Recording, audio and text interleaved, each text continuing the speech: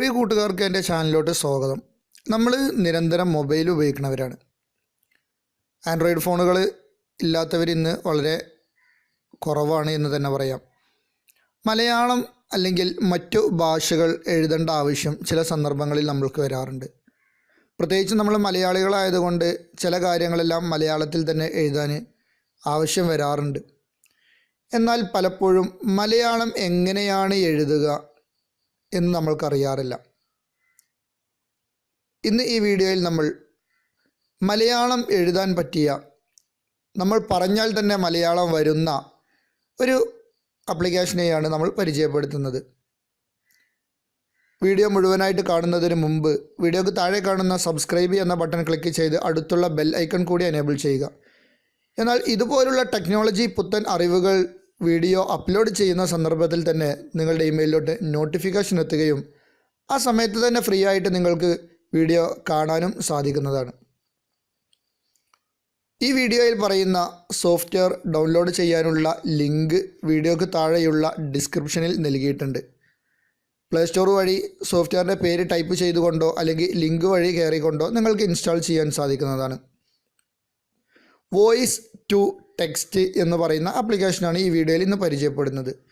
നമുക്ക് സോഫ്റ്റ്വെയർ ഒന്ന് ഓപ്പൺ ചെയ്ത് നോക്കാം.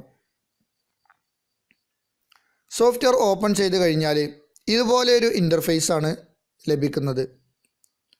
അതിൽ മുകളിലായിട്ട് ഷെയർ ചെയ്യാനുള്ള ഒരു ബട്ടൺ കാണുന്നുണ്ട്.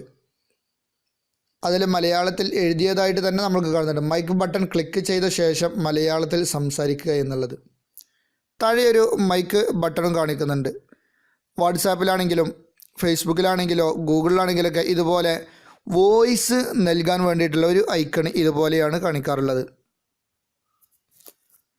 അതുപോലെ അവർ ഈ ഒരു ആപ്ലിക്കേഷനിലും ഈ ഒരു സിമ്പൽ തന്നെയാണ് ക്രമീകരിച്ചിരിക്കുന്നത്. നമ്മൾക്ക് ഈ ബട്ടൺ ക്ലിക്ക് ചെയ്തുകൊണ്ട് എന്തെങ്കിലും മലയാളത്തിലുള്ളൊരു വാക്കുകളൊന്ന് പറഞ്ഞു നോക്കാം. ഇതുപോലെ വോയിസ് പറഞ്ഞ ശേഷം ടെക്സ്റ്റ് ഇതുപോലെ പ്രത്യക്ഷമാകുന്നതാണ്.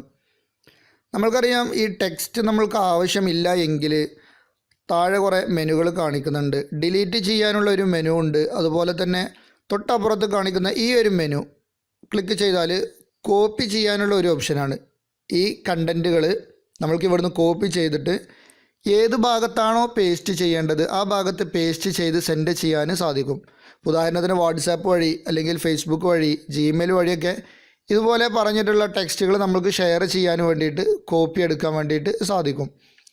അതുപോലെ തന്നെ ഷെയർ എന്നുള്ളൊരു ബട്ടൺ, ഷെയർ ബട്ടൺ ക്ലിക്ക് ചെയ്താൽ വ്യത്യസ്ത സോഷ്യൽ മീഡിയകളിലോട്ട് അല്ലെങ്കിൽ വ്യത്യസ്ത കണ്ടൻറ്റുകൾ സേവ് ചെയ്യുന്ന നോട്ട് പാഡ് പോലുള്ള ആപ്ലിക്കേഷനുകളിലോട്ട്, ഇങ്ങനെ ഗൂഗിൾ ഡ്രൈവിലോട്ട്, അങ്ങനെ പലതരത്തിലുള്ള മീഡിയകളിലോട്ടും ഷെയർ ചെയ്യാനുള്ള ഒരു ഓപ്ഷൻ. ഇനി ഡയറക്റ്റ് നമ്മൾക്ക് വാട്സാപ്പ് വഴിയാണ് ഷെയർ ചെയ്യേണ്ടതുണ്ടെങ്കിൽ അങ്ങനെയും ഇതിൽ ലഭ്യമാണ്. വാട്സാപ്പിൻ്റെ സിമ്പൽ ഇവിടെ കാണുന്നുണ്ട്, അങ്ങനെയും നമ്മൾക്ക് ലഭിക്കുന്നുണ്ട്. അപ്പോൾ ഈ ഒരു ആപ്ലിക്കേഷനുകൾ നിങ്ങളുടെ മലയാളം വേഗത്തിൽ എഴുതാനും സാധിക്കും എന്നുള്ളതാണ് ഇതിൻ്റെ ഒരു പ്രത്യേകത. ഗൂഗിൾ വോയിസ് ടൈപ്പിംഗ് നമ്മൾക്ക് ഇതുപോലെ തരുന്നുണ്ട് എങ്കിലും ചില സമയങ്ങളിലെല്ലാം അത് ഒരു ഹാങ് ആകാവുന്ന ഒരു പ്രവണത ചിലപ്പോൾ കാണാറുണ്ട്. അങ്ങനെയുള്ള കൂട്ടുകാർക്ക് ഈ ഒരു ആപ്ലിക്കേഷൻ വളരെ ഉപകാരപ്പെടുമെന്നാണ് വിശ്വസിക്കുന്നത്.